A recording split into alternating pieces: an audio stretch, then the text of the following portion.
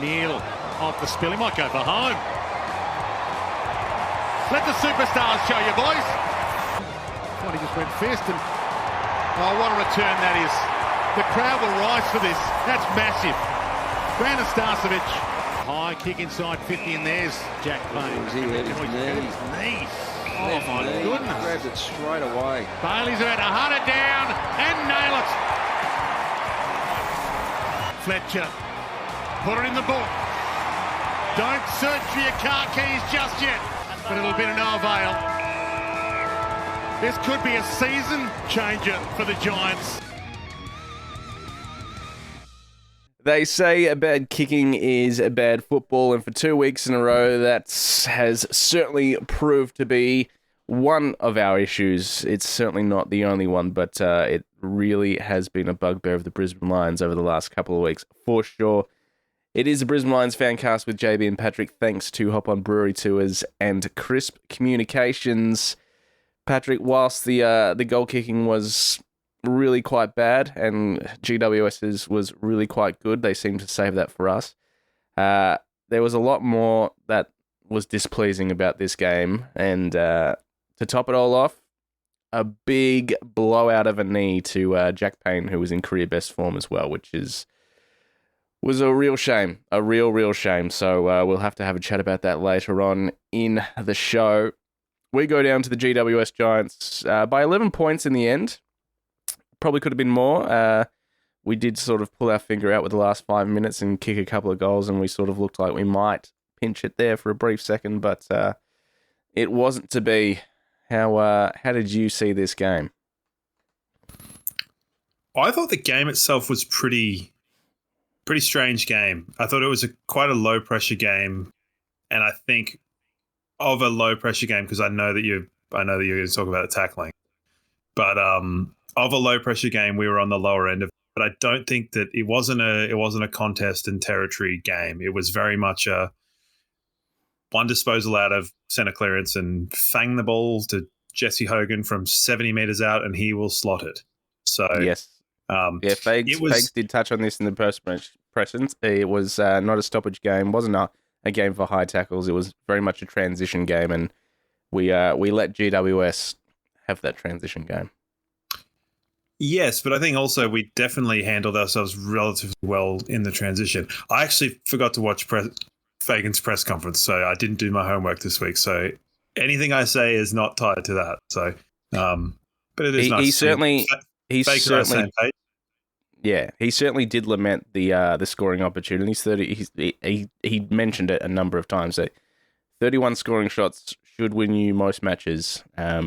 And apart from the fact that GWS was insanely accurate again, it is annoying him. You could tell it was annoying him, but there was a lot more to annoy people about this game. The defensive pressure, whilst it wasn't a game built for it, was still pretty lackluster. 9 players without a tackle, and we're going to talk about one in particular a little bit later on. I don't know, just smashed in the middle is probably the big one, considering GWS going into this game were 16th, like bottom 3 for, stoppages, clearances, contested possession, everything out of the middle. That was one area I thought we could probably try and get on top of them, and we certainly did not. Yeah, that's probably one of the things I think in kicking a lot of scoring shots in the last couple of weeks, has it kind of led to a bit of a false economy where we know that we're a good front half team, but we got slaughtered in clearance. So had a lot of those shots gone to goals, there's every opportunity that the score goes in a completely different direction. So that's a bit of a kind of strange thing. You're looking at a bit of a butterfly effect there. But I think, it's hard to read into these last couple of games where we've kicked a lot of behinds and gone, well, we've had the shots. Would we have had the shots if the ball's gone back into the middle? And maybe we would. Maybe it's a chance for them to, go to work and win clearance and things like that. But, it's a hard hypothetical to talk about. But I think, there were certain things that happened in the game. We can't have a settled forward line. It's just impossible. And we can't have, we've had a relatively settled back line. But, that's obviously about to get a shake-up. So let's have a chat about the changes. In comes our man Brandon Starcevic, probably a week earlier than was originally forecast, and what a welcome addition he was. I thought both he and Noah were great across the day, actually. Sammy Day comes back in as well. Ty Gallup, really unfortunate to get dropped for this one, I would have thought. We both spoke pretty highly of him last week and how we wanted him to get another game, so he played twos, and Dev was predictably dropped as well, which meant Kai Lohman went to the sub, and we'll have a chat about him and Charlie later on. Don't you worry, plenty of messages coming through about those two. So all in all, I thought the lineup looked settled, and obviously that just went out the door when Jack Payne blew his knee out and Eric Hipwood had to go and play as a key defensive post. And as it was, Aaron Cadman and Jesse Hogan, 11 goals between them. And Aaron Cadman seems to save his best footy for Brisbane as well, doesn't he? Yeah, well, it is worth noting that they had kicked 4 goals, I think, between the two of them before that had happened. So it wasn't exactly like, we were looking particularly good in defence. It was, I love Jack Payne, and I'm really upset by his situation. But there was one where you kind of like, how does Hogan get 5 meters on you on the lead? Yeah. You're an athlete, and this guy's like, what was the message you said? An old-timey pisshead. So a no-hoper pisshead, I think. So we were getting turned around too easily, and I think it's just whether it's pressure on the ball or that sort of a thing. But at the same time, these shots were low percentage shots. But we spoke about it last week, just their ability to hit shots from outside 50. And I had to look back at all GWS's games. 12 goals 8 against Richmond, 7-8 against Port, 10-13 against the Swans, 16-9, that's okay. 8-13 against the Dockers, 17-8 against Carlton, 15-14, 11-11, 20-12, 16-14, 12-9, 4 goals 10 against the Crows, and 10 goals 13 as well. But yet, come up against Brisbane, now why don't we just shoot it, 90% accuracy? Doesn't matter where we're taking the shots from. Get out of here. Well, this was the thing. So Grasshopper, our stat monkey, because I said, what's the expected score? Because, an expected score is a flawed stat. I completely get that. And he said, or he put it up. And it was like they were at 30. The expected score was 32, and they'd kicked, I think, 8 goals. So 48. So they were 16 points above. And I said, that's bullshit. Their expected score is not 32. I'm like, four shots. I think it was at the time, it was 5 shots from 45 meters. I calculated this in real time with the Casio. 5 shots from outside 50, 1 from the boundary. Fair enough, Jesse Hogan had a 50-meter penalty, so kicked off the goal line. But even then, we've seen Joe Danaher miss those. So that's not even a 6 on my expected score metric. That's a 5.9. And then was it the little fella getting tackled out of stoppage? Yeah. And I'm like, their expected score is 16, and they're at 48. So you would expect them to kick 2 goals, fucking 6 from that. So, it kept them in the game. It kept them in the game for so long, and our kicking just kept them in the game. It was both. It was an absolute shit show on both sides, where you're looking at it going, can one of them happen differently, and then the game will be wildly different. And if you want another stat, this is my one. 3/4 time in this game and 3/4 time in the Essendon-Geelong game, the teams had the same number of scoring shots. Essendon had 15, GWS had 15, we had 23, and Geelong had 24. So not exactly the same, but go with me here. We were down by, 2 points? And Essendon were down by 49 points. You talk. Yep. Look, yes, obviously the kicking is it's obviously a huge pain in the dick. as Fague said in his post-match presser, we've lost 4 Did he games say? now. Did Fague say the kicking It's a is huge pain in the dick. I didn't see it, so you could tell me that, and I probably believe No, you. what he did say is we've lost 4 games now, and 2 of them potentially one of them at the hands of bad kicking, and the second one against the Giants, bad kicking played a part. I'm not prepared to say, as last week, I said, you know what, I'm not too deflated about this loss because we played well, and bad kicking let us down, especially in that last quarter. You win some, you lose some, swings and roundabouts. This week I am a bit more deflated because of the way we played, especially getting hammered in the middle. That is probably, and the defensive intent just didn't seem to be there. What I will say is it was really good to have Brandon Starcevic back. He slotted right in. He didn't seem to be too nervous about putting his head in the hole, and he kicked a goal. How bloody good was that? It was really good.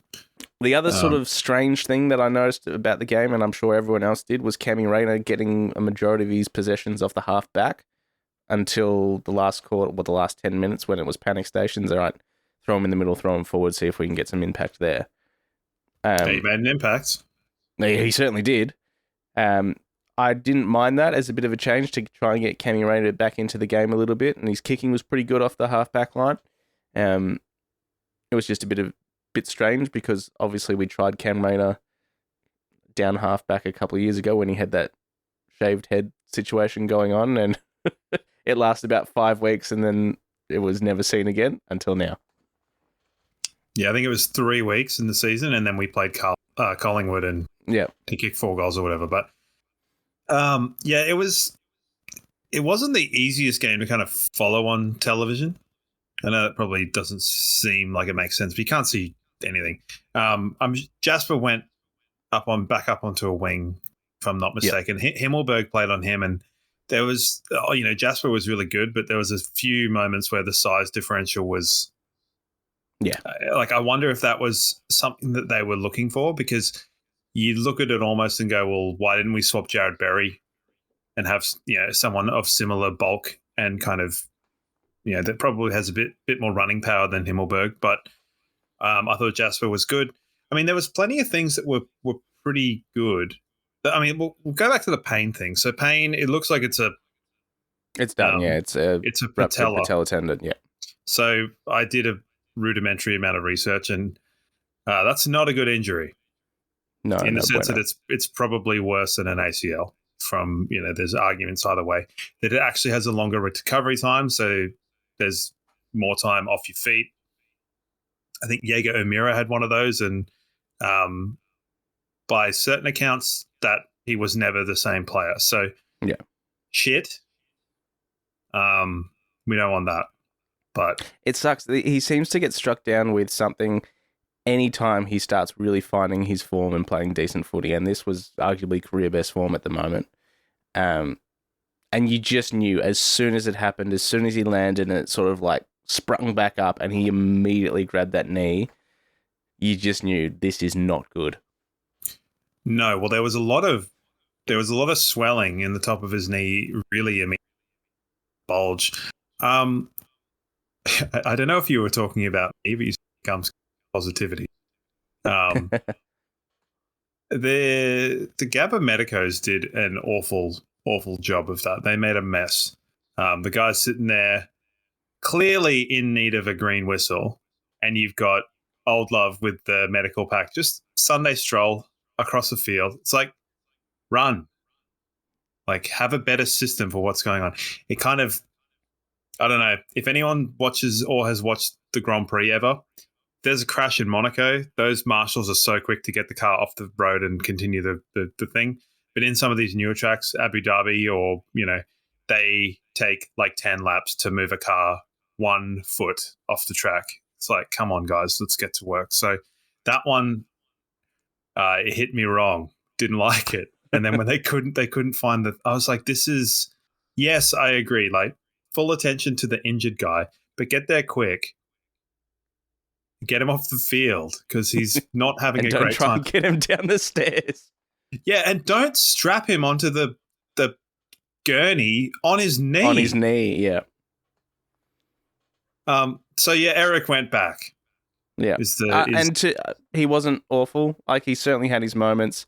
And, like, obviously Brown kicked a couple on him. Cadman obviously had his way. But I thought, by and large, Eric, under the circumstances, wasn't awful. No, it was fine, but it's, it's not a first defender. He's fine on the old late spoil, but he also got capped by Cadman, and I mean their key forwards kicked 13 goals or 14 goals or something, so not a great afternoon. Can we get Callum Brown to our club? I like that guy a lot, and he seems to be back after having killed that Sydney guy, where he got that 5-week suspension or whatever, and then he just stopped playing football for the rest of the year. So I like him.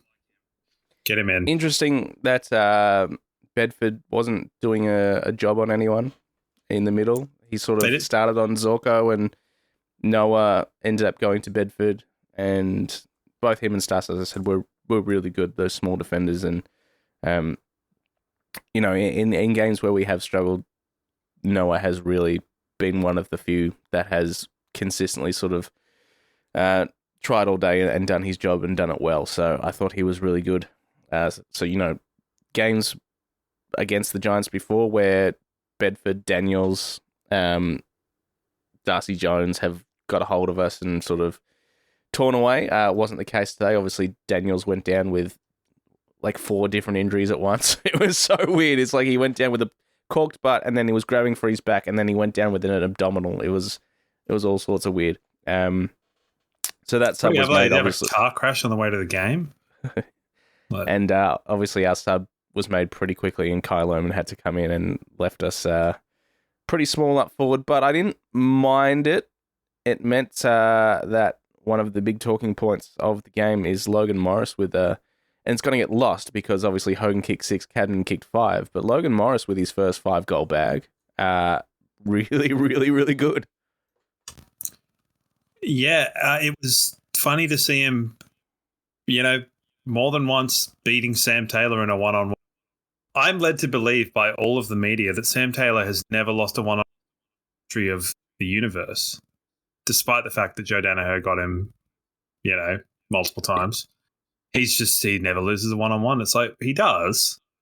And he got done by an 18-year-old. So sucked in, dude. Any other given day, Logan Morris would be getting all of the praise. He's got a bit of shithousery to him, Logan Morris. He looks like he would be a bit of a difficult teammate at times, but sometimes he's just got to ride that level of, I suppose, the teetering arrogance, which is fine. If you're kicking 5 goals, that's okay.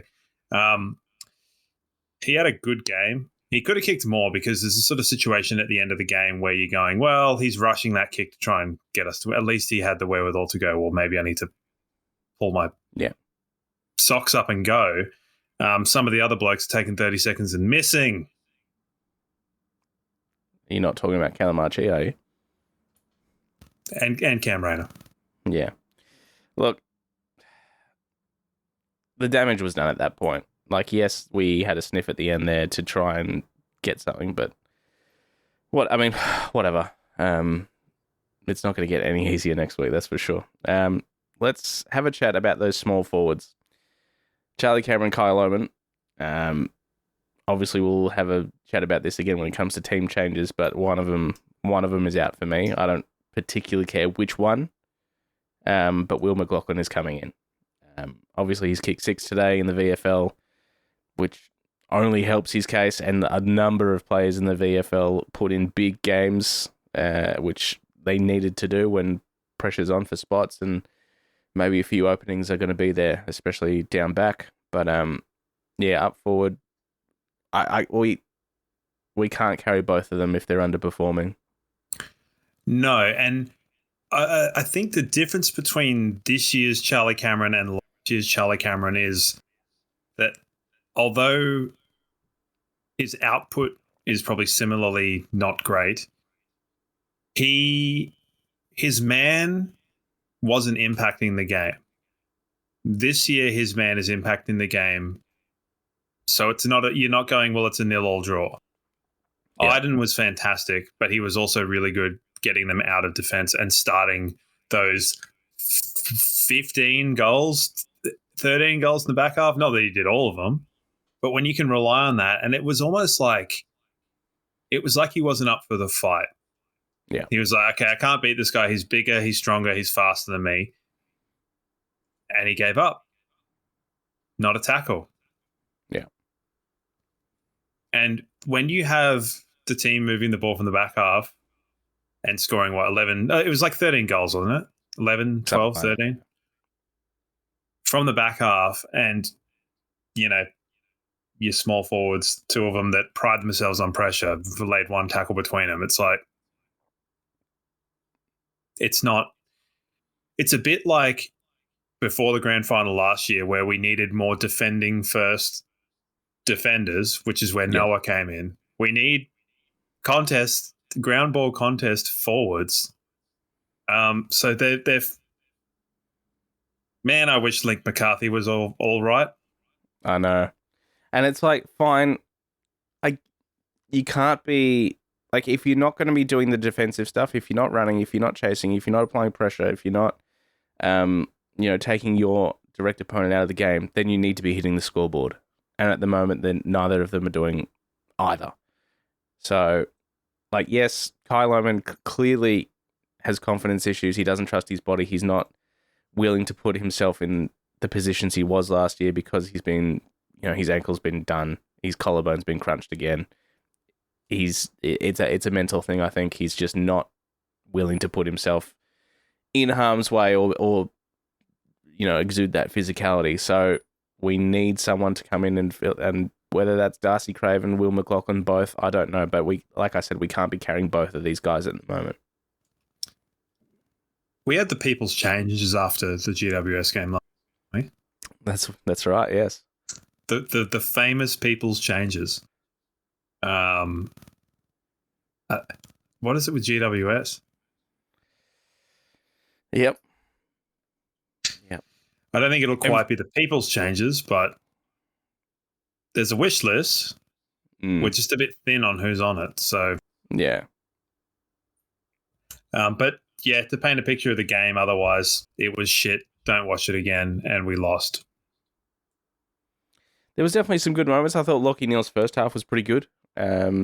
He'd sort of tapered towards it. I thought McCluggage, or if you're Dwayne Russell, McGluggage, I thought his game was pretty good across the day.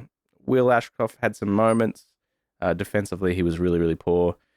Levi is one of the players who didn't register a tackle, and that was his 6th game without laying a single tackle. So he looks like he's due for a rest, and I know we've got the bye around the corner. I wouldn't mind if he was dropped to a sub or even dropped out of the team for someone like I don't want to say Dev, Jimmy Tunstall, Sam Marshall, someone. McKenna. I doubt that one's going to happen. There's nothing against Levi. He's having a great season. Defensively, he's less accountable than I would obviously like. And I think both of those Ashcroft boys need to spend, some time with Josh Dunkley about being a well-rounded bloody player. That's fine. That's neither here nor there, really. Well, mouth guards in at the training. Get the mouth guards out. Even I've got one, and I haven't played footy for 5 years or whatever. The other big issue that is starting to get louder and louder is this Oscar McInerney situation. Now, he played a game in the twos today, got through it, played really well, dominated the ruck, moved up forward. But this back issue. Now, we re-signed Darcy Fort early on this year, gave him an extra year. We've since been sniffing around Sam Draper and now Riley O'Brien we've been linked to. Apparently this back issue is not serious, but apparently it's pretty degenerative and looking like it's going to get worse before it gets better. So we are really apparently looking for the heir apparent in the ruck stocks because this very well could be Oscar's last year.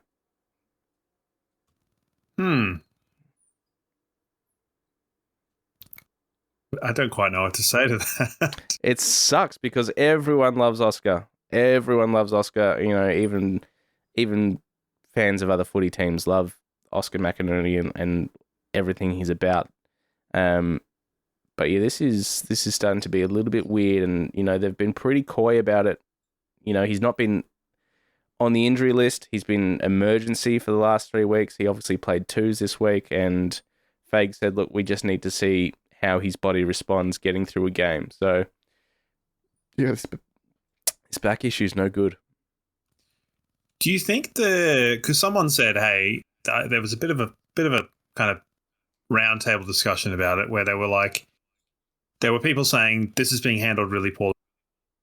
And if it was another club and there'd been this level of non-questions or non-explanation, they'd be dragged over the coals. Do you think there's a chance that Oscar McInerney doesn't really want whatever's going on and the full extent to get out, and it's not so much a club thing?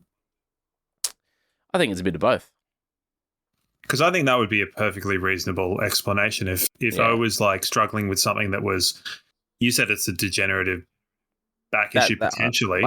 That's sort of whispers I'm hearing is that this back issue is degenerative and it's just going to get worse. And yeah, it could be a hereditary thing. It could be like it could be all sorts. There's infinite levels of speculation you can give, and maybe he's just like, I don't want every person to know what's going on because maybe he is having a difficult time coming to terms with it or something like that. So yeah. I don't want to say the club's handled it poorly, and I know you're not asking me to say that, but I think if people are thinking that, they need to kind of look at the human element of football as well, because that's very much a factor, and it's a big factor of our club and a big factor of how we won a premiership last year. So the human element is something that people need to not forget, and that's where, you know, swings and roundabouts. The situation with Charlie Cameron can be so difficult because you're going, well, it's a human person, but they're not performing and they haven't been performing for 2 and a bit years. So, or 2 years, give or take. But yeah, it's worrying. It's worrying, this Oscar situation, because and he's been battling admirably, and I thought he was pretty good on the weekend. But when he comes up against those big dominant rucks, that's where he falls short. Like, you know, Tristan Cherry, Max Gawn, you know, others are going to towel him up a little bit. Like even Riley O'Brien got the better of him last week. Or Riley O'Brien's such a weird ruckman. But we have a decent amount of for he's kind of the most ego of all of the. Man, that guy has a weird kicking style. I'll tell you what, the 2-hand place is so weird. I think O'Brien is the most similar to O. Must be an O definitely. thing. They're both awkward, and they look like that you would come out of the game just feeling sore. You'd be like, oh, they're pointy and stuff, and they're like, who's the fella that like crushes the animals in their hand accidentally? Lenny from Mice and Men. Yeah, they kind of give off a bit of that. So I don't know what that has to do with anything, but they just seem to be clumsy. Clumsy is what I'm looking for. So.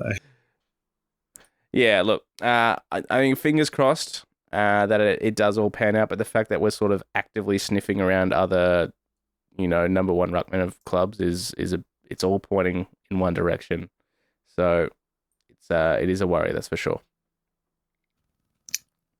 Yeah, well, you've now just injected more worry where there need not or wasn't worry before, because you don't prime me on this sort of stuff. So, but. Question. Yeah.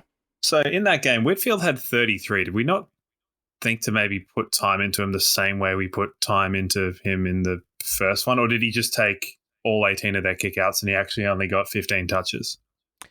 There's probably an element of yes, but oh no, because Lockie Ash took a fair amount of kickouts as well. The thing that probably annoyed me about the kickouts in particular is we just let them run 20 meters before they kick the ball out and inevitably kick to a contest where Jesse Hogan or Cadman would mark it. That was annoying, is that we just let them have that extra 20, 25 meters. There was a lot of annoying, but there was definitely some annoying in going, oh, they've got to play a free. and it's Kelly. Oh, cool. He's a really good kick. And now they got a mark. Yep. And you're like, okay, so they've also got a spare behind the ball. Where's our players? Do they not count? Like, have they got 5 on the bench? What's happening? Are they confused?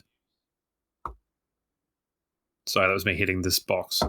Yeah, there was plenty of stuff to be annoyed about with that game. Plenty of stuff to be annoyed about. Do you want to do some votes? Yeah, let's do some votes. Thanks to Hop On Brewery Tours. Book yourself a half or a full day tour across Brisbane or Gold Coast. Explore some of Queensland's best breweries at hoponbrewerytours.com.au. 3 for me is fairly obvious. Logan Morris gets the 3. I am going to give Jack Payne 1 vote because I have neglected to give him votes this year. And even though this was, even before he got injured, probably one of his poorer games, he's had a really good year and he's clearly not going to get any more votes this year. So he gets 1. And the 2 was a real struggle. Zorko was pretty good across the day, but McCluggage gets my 2. Yeah, fair enough. I'm giving Logan Morris 3. I'm giving Starcevic 2 because that big bald head can be on my TV screen anytime, and I'm better for it. And Day gets my 1. Day, yeah. Let's have a chat about Semi Day. Obviously missing, I don't know if he sat out the full 6 weeks with that hamstring, but it would have been close to 5-6 weeks. Came straight back in. He was good. Yeah, I think both ends of the field were obviously disrupted by the Payne situation. And I think that there's plenty of times where Hipwood's so integral in kind of the structure of that forward line. But yeah, I just thought that Day was pretty important. And there weren't a lot of people that were particularly great, but he competed really well in the ruck. He took marks. His hands were really good, and his kind of ground ball gets and second efforts were really good. Yeah. And I think that second efforts are something that can be learned, and they need to be focused on in the review, because there was one time, I can't remember what it was, but it was they kicked the ball somewhere and their bloke went up to take the mark and it got spoiled, hit the deck. The guy that took the mark then got the ground ball and handballed it, and then got the ball back and then kicked it. And it was probably Iden. It wasn't like a nippy ground ball dude. It was like a big fella that was in it. So I'm like, how can that guy have 4 efforts and no one gets near him in a tundra of players? I don't know. So, yeah. But I still think we did enough and should have won the game. Yeah, you're right. Whatever. I don't know. What more let's move on. It was because, I mean, aside from the fact that last year we got out to a 5-goal lead nice and early, there were so many similarities between this game and last year's game at the Gabba against the Giants, where, you know, they were just insanely accurate, you know, come from behind, similar problems. The other thing that ticked me off was as soon as they decided at the end of or in the fourth quarter that they were like, yeah, shit, we're in the lead here. Let's turn this into a stoppage game. It immediately turned into a stoppage game. They could just dictate the pace however they wanted to. And that's what we needed to do, is just lock the ball in and get some repeat stoppages and just like grind the game out a little bit, slow it down, because all of their high possession getters are just like Ash, Iden, Kelly, Whitfield, Callahan. Like, they're all guys that come from the back and do their best work with the ball looking forward. So we did not, I think we probably went into that one a little bit like we thought it would be easy. I don't know about that. Like, that's probably a bit strong. Sorry, I'll retract that. But whereas other games against, you know, West Coast, Richmond, North, Melbourne, probably at the time, Essendon, we probably have thought that this is going to be walkover. I think that we are just limping to the bye at this point in time. I think. Yeah, we are. We got one more game to go before that. Yeah, and what a game. Their big fella didn't play, did he, Briggs? They had that guy that looked like the Liverpool captain. Madden. Yeah, He's he was alright. pretty handy. Yeah, he did a few nice things. His follow-up work was pretty good. Good for them. Yeah, good for them. All right, let's have a chat about the twos, because there is plenty to talk about there, and then, in effect, talk about some potential team changes. Now, the twos absolutely belted the Giants today at Brighton Homes Arena. Interesting that Darcy Gardner was withdrawn from the squad. So originally named in the forward pocket, he was withdrawn, which tells us that he's probably going to be taking Jack Payne's spot next week because, as Fags mentioned in the post-match presser when he was asked about Tom Duday, he said, look, there's going to be a 5-day turnaround because we're playing on Friday night. So whoever's going to be playing, if they're playing tomorrow, it's going to be a 5-day turnaround. So Darcy Gardner being withdrawn from the squad tells me he is front and center to take that spot. Having said that, he will 100% play. Yeah. Gardner will play. Duday played well today, really well, got through the game, was one of the best on. Dev Rob was amazing today, 36 touches, 8 clearances, 9 tackles, complete game from Dev today. Will McLaughlin, the other one, as I said, 6 goals, 3 is not a bloody bad day out at all. Connor McKenna was really good today as well. Sticks Ryan, he had a great game, not much to talk about there, really. Reveal was really good. Jimmy Tunstall, everyone was pretty good in a game where you win by 85 points. I was sort of particularly keeping an eye out on those key backs. So Dara Joyce, Tom Duday, Luke Lloyd was playing down back as well. And of course, Daniel Annabelle, who the Academy kid, played another game today as well. He was really good. 19 touches, 1 goal, 3 for him. Semi Marshall was pretty good today as well. So, and Gallup was okay. I thought Shadow Brain actually had a really good game today across the halfback. So, Darcy Gardner is probably going to take that spot. And as I said, I am dropping Charlie or Kai. I don't particularly care which one, but Will McLaughlin's coming in. I think I just don't. I think Loman's got more upside at this point in time than Charlie. And I know I've been a big supporter of the idea of Charlie can, but there's only so much you can stands, and I can't stands no more here. It's frustrating. I think it's literally the point that we've got 2 of them at the moment, and Kai did one really good thing where he laced the ball out to Kalachi, like right on the chest, and Kalachi fumbled the mark. He worked up the ground a little bit. But yeah, if I'm dropping one, it probably is Charlie at this point in time. And maybe you just drop him. You don't even play him too, so you just drop him. Yeah, you could give him a stint. And that's what I said a few weeks ago when I was talking about how some players, I don't think Charlie Cameron, I don't think it's like it's not like a lack of humility thing, but I don't think him playing in the twos will do him actual good. I mean, maybe him having time off would more so. Yeah.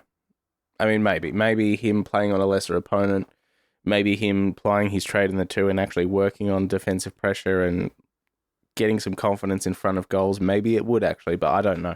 Do you want to know funny thing that I've just realised here? Will McLaughlin 0 tackles.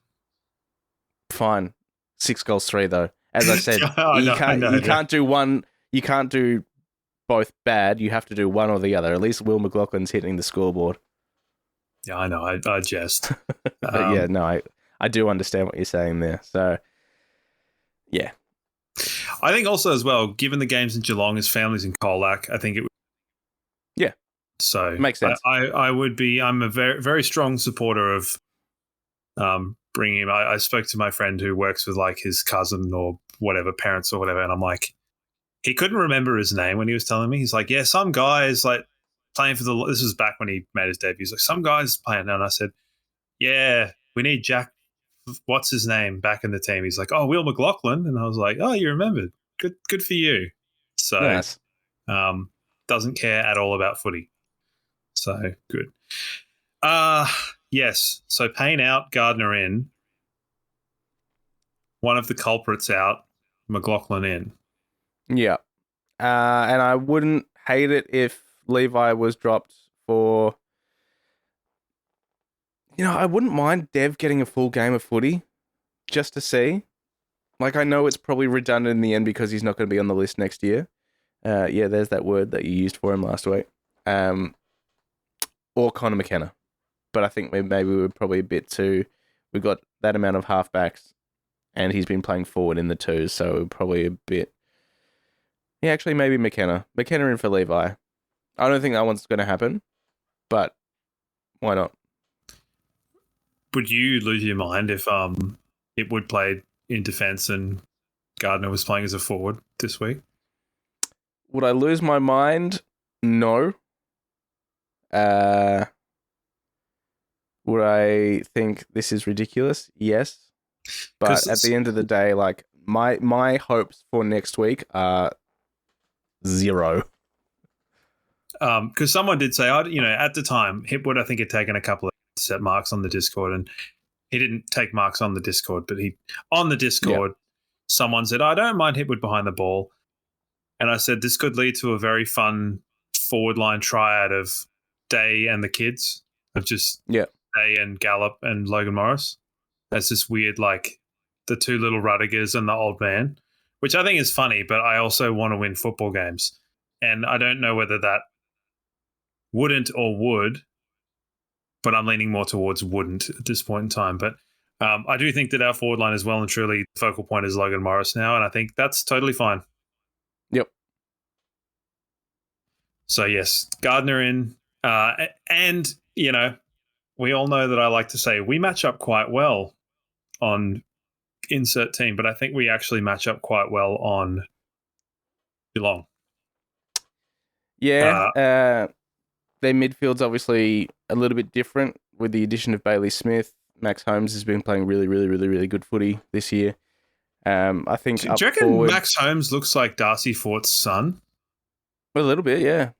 Like, because Darcy Fort always strikes me as looking like a science teacher or something. Yes. Like if you had a substitute science teacher walk in and it was like, "Hello, Mr. Fort," he'd know his periodic table so well. And quick shout out to Darcy Fort, by the way. I thought he was really good on the weekend. Like, not just his work in the ruck, but around the grounds. I thought he was really good. Yeah, he's putting together a good stint, which is what we need. Yes. Yes. Ollie Henry can't seem to get a game for Geelong at the moment, which I think they'll do something. They'll look at what's happened, look at the Gardner thing, and I mentioned earlier on, I said, okay, who's the guy that's now the chief writer of the Herald Sun? Jay Clark? Jay Clark, yeah. Tell me you've never watched a Lions Geelong game without telling me you've never watched a Lions Geelong game. He's talking about the knee and he goes, Gardner looks like he'll come in and he'll get Jeremy Cameron. Don't be stupid. And it's like, dude, are you this inept that you don't know that Ryan Lester's played on Jeremy Cameron in the last 5 games at least and kept him goalless in more of them than not? It's like, does my head in. I am glad we've got Stas back with a game under his belt for this one, and Noah, because obviously Close, Stengel. Well, I'd be sending Stas to Dangerfield. So I'd be going Harris on Shannon Neal, Lester on the guy that I just said, Cameron, yeah. Stas on Dangerfield, and then let Noah, Zorko, and Wilmot sort out Close, Stengel, and Myers.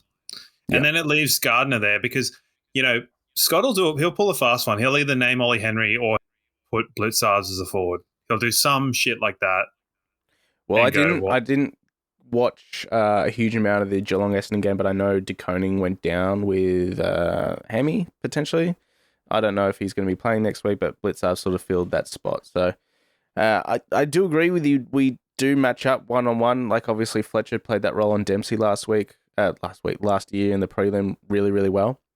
So that's a nice little matchup there. Obviously, Dunkley will go to Bailey Smith, you'd have to think, after his 41 touches against the Dons.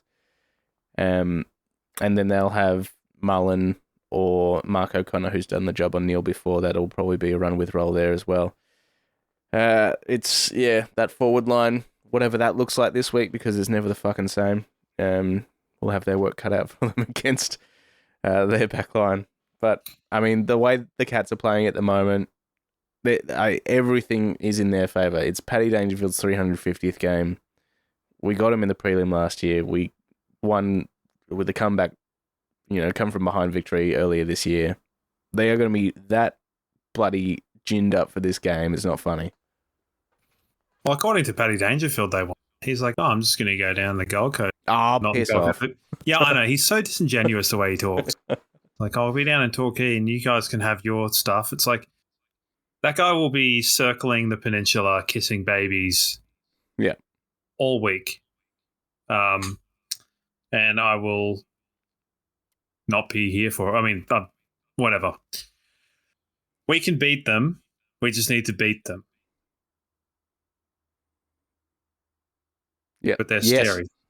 But it's immensely scary. As I said last week, this game scares the shit out of me. I'm giving us less than 10% chance, if I'm perfectly honest, with our form, with Geelong's form, with all those factors I just mentioned to sort of add the emotional fuel to this game. It's not looking good for us, but who knows? I probably, I didn't think we were a chance against Hawthorn as well, so maybe this is the sort of game that we'll inexplicably get up for, and it'll make me feel good leading into the bye.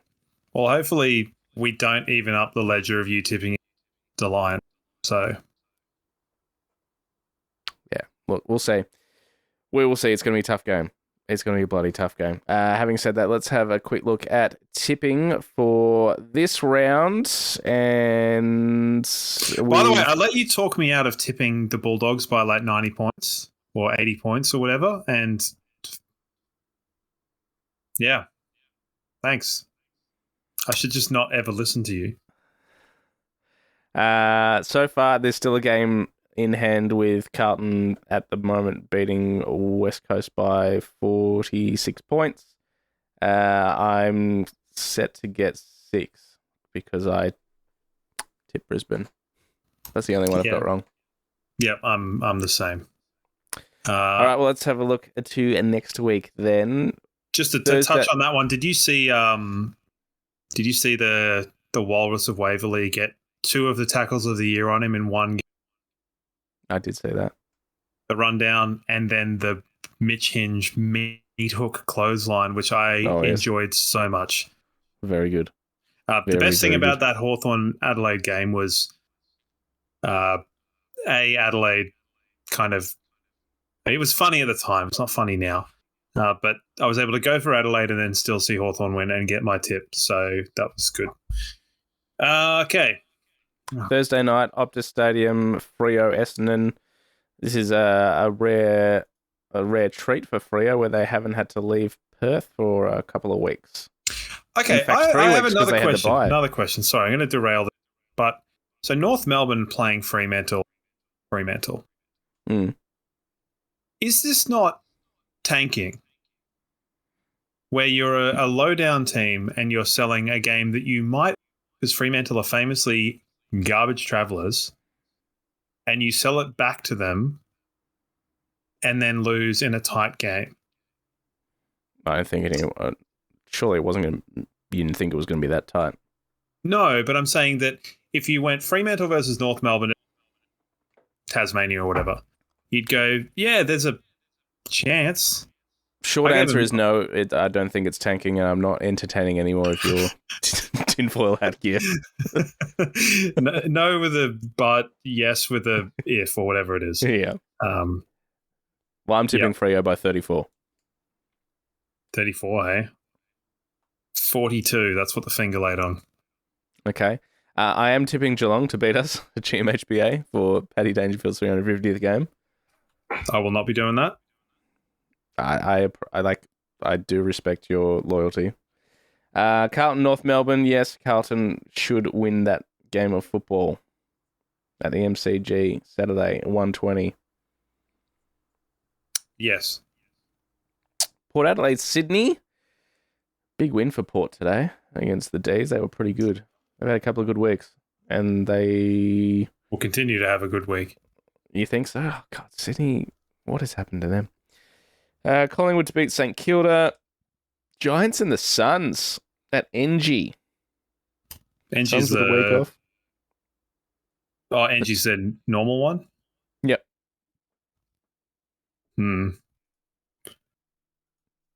Yeah, I don't know. Yeah. I kind of want to tip Gold Coast, but I won't at the moment.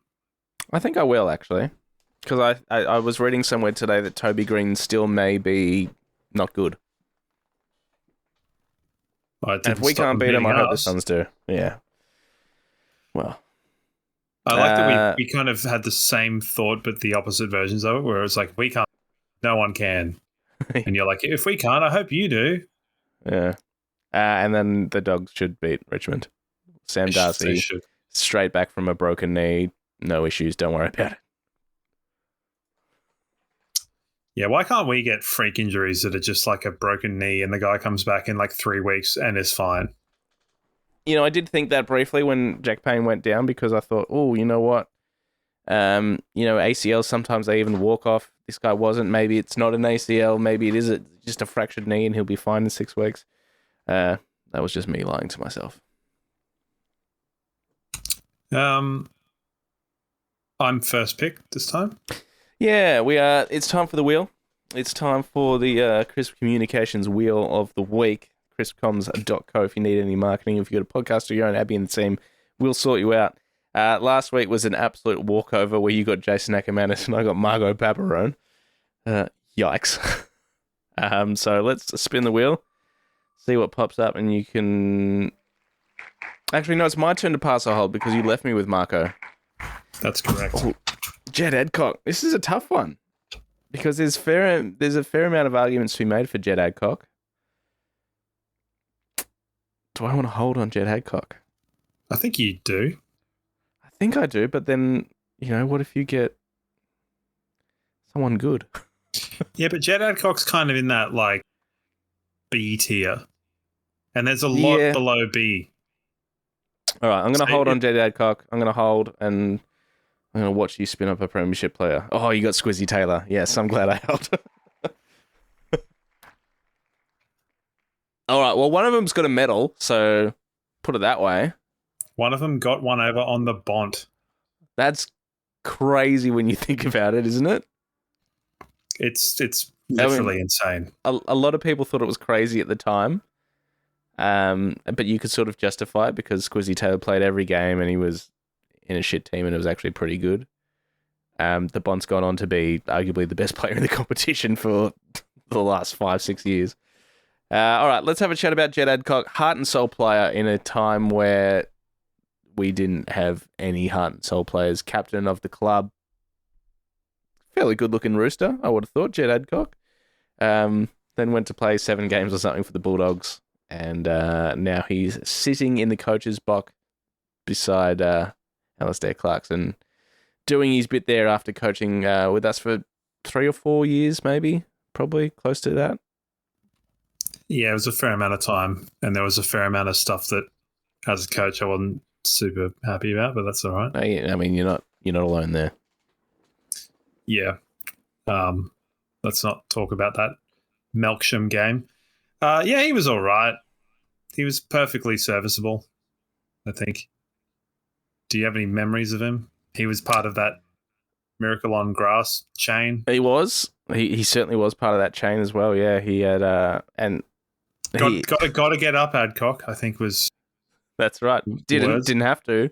Just dished the handball off to Dane Zorko while he's sitting on his rear end. That was actually because I watched that again after Max Gawn munged the ball last week, where they had 39 seconds to get the ball from one end to the game, King's birthday last week.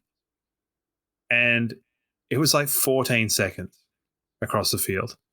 That it's, and I admittedly I do like the way that Hutto's kind of, as he's saying, he's like, "Come on, big fella, you gotta go." Like that was quite good. So he's part of that. It's good. Anything else about Louis Taylor? I mean, Louis Taylor. Sorry, Jed Adcock. Sorry. Not particularly. Just, I don't know. Seems like a good fella. Never actually had the chance to meet him, but as I said, heart and soul player in a time where we really needed as much as we could. I think he was drafted 2004, so really missed all of the good times and just got stuck with a big hump of shit in the middle there. And I remember, was it Essendon? A game against Essendon, maybe 2015. I'm just throwing numbers out here. And he was pretty instrumental in getting the win there. I think he kicked 2, maybe 3 goals in the back half to get us a win there, where wins were really, really, really hard to come by. Other than that, not a huge amount to say about Jed Adcock. A fairly good football player that just got stuck at a club in a bad time. Well, in fairness, he got to experience the Bulldogs premiership as a squad member, so that's pretty good. That's something. It would have been a fun party, one can assume. Yeah. All right, now Squizzy Taylor. Yeah. He played for the team until we got good, and then he didn't play anymore. And that's kind And of... then he went to Sydney and didn't play for them. Didn't play at all. When I think he got a couple of games. He got 12 games, something like that. He got subbed in a bunch of them. But yeah, he was ever present in some pretty bad times. Obviously, he won that thing. He would not survive in this current 15-meter crackdown era of the game. I don't think he'd kick further than 25. No. With the wind behind him. I do remember one game where he had kicked quite a lot of goals and he dribbled one into the post, and Fagan wanted to tear him a new one despite the fact it was like one of our few wins. Might have been against Fremantle or something like that. Yeah.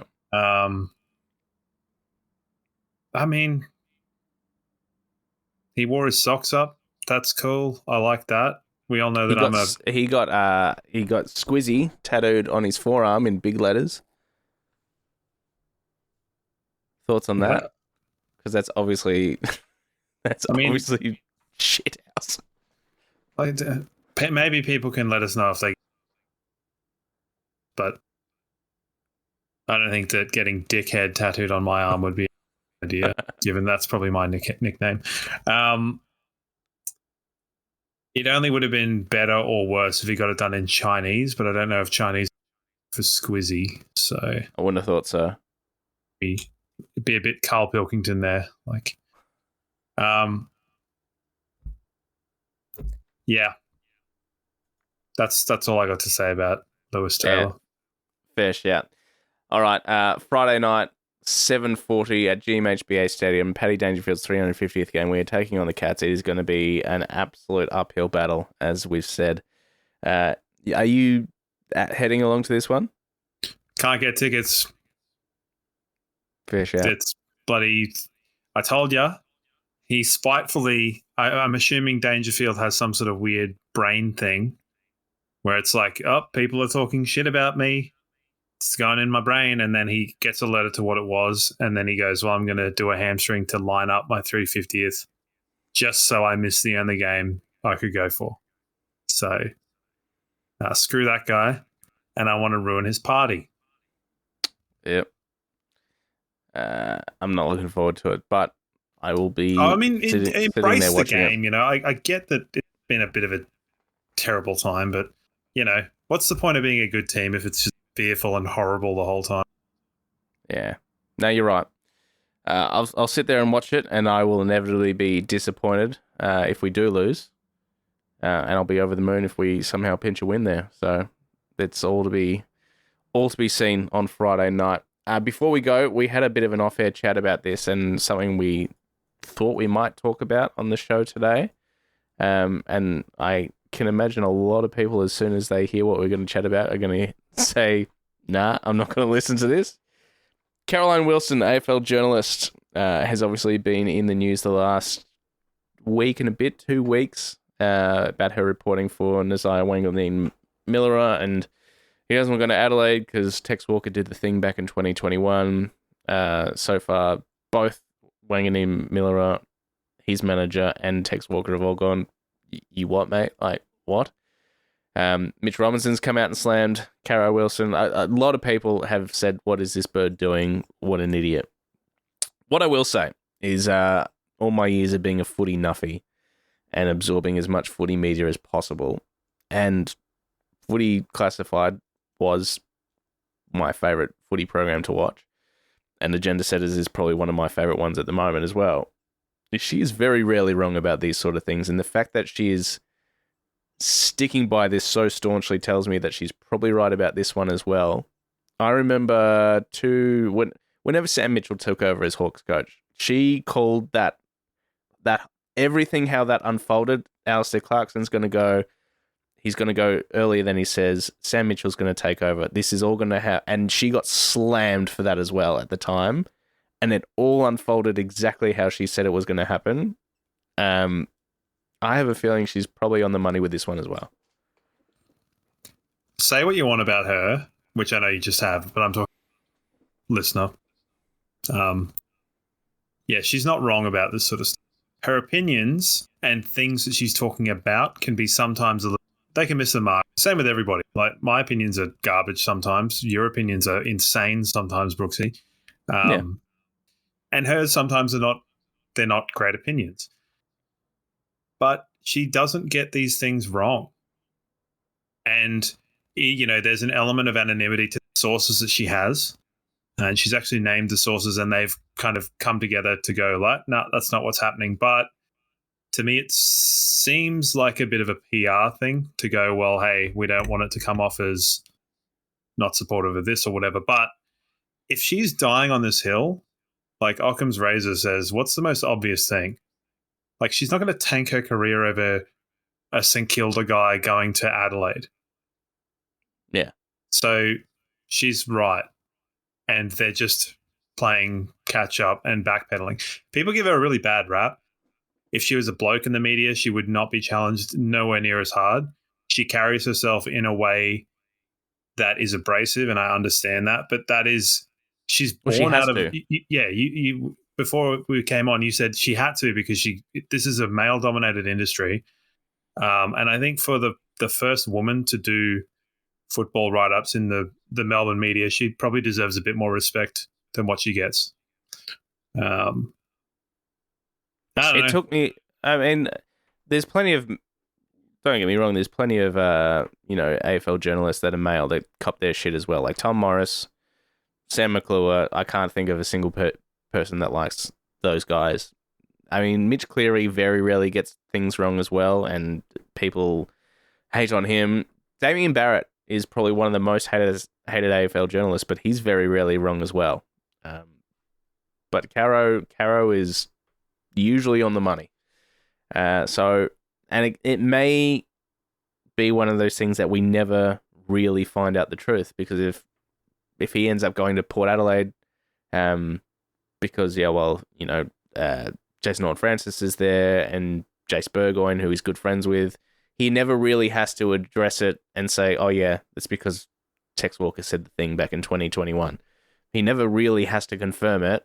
And all it's done is put him under a bunch of pressure. It's put Tex Walker under a bunch of pressure as well. And Caro said on Agenda Setters, she's like, that is my regret, is that it's put these two people under immense pressure and scrutiny because of the reporting I've done, but like, I'm not backing down from it. Like, I know what I know. Yeah, I mean, I think I'm trying to envision. I've had a stroke now. I'm trying to picture a world where, for whatever reason, the showdown was at Heat, and he drops it before a showdown. By the way, had the chance, but you're a bunch of racists, so came to Port. That would be amazing. But yeah, it's not great for him. Tex Walker, I don't really care about, because when you revisit what happened in 2021, you go, it was completely, it's like I walked into another universe where I was like, hold on, it was at a Sandford game and he wasn't even playing, and it was at halftime what? I don't remember this happening at all. And I was like, that's horrible. Why did he do that? Like, there's no reason. And then that weird public apology where he's sitting... Oh, yeah, the pat on the back and... It was all so strange. But don't get me wrong, there's definitely an element of when they initially broke the story and they showed like Eddie Maguire talking to Tex on Channel 9 prior to Gather Round, they're clearly throwing shade at Channel 9 by airing that and going, it was set up in a way that made Tex look like a dickhead and like he was a sympathetic party in all of this. And it's like, let's give it up for Tex. And she's like, no, let's not give it up for Tex. I'm like, that is comedic genius.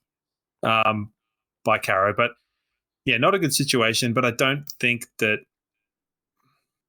Yeah, it's a strange hill to die on, which is why I don't think that she's wrong. And we may or may not find out in the next little bit or ever. As I said, it might be one of those ones that just sort of never really has to see the light of day, or maybe 20 years after Nasiah Wanganeen-Malia is retired, he goes, actually, nah, yeah, she was right. I didn't want to go. She'll be dead by then, so it won't matter to her. But yeah, I mean, you're assuming that's in like 40 years, so I'm not. She's not that old. Yes, that's all I have to say about that. But yeah, I think she's an interesting person, and if anyone is curious to learn more about her in a personal sense, watch her Front Bar episode because it's quite good. I don't watch the Front Bar, but I watched that because I was curious. Well, there you go. That'll about wrap things up. We said last week this was group therapy, and I think we all needed it this week because I think we're going to need it more next week. I've been pretty down on this. I'm definitely glass half empty if you can't tell about this Cats game.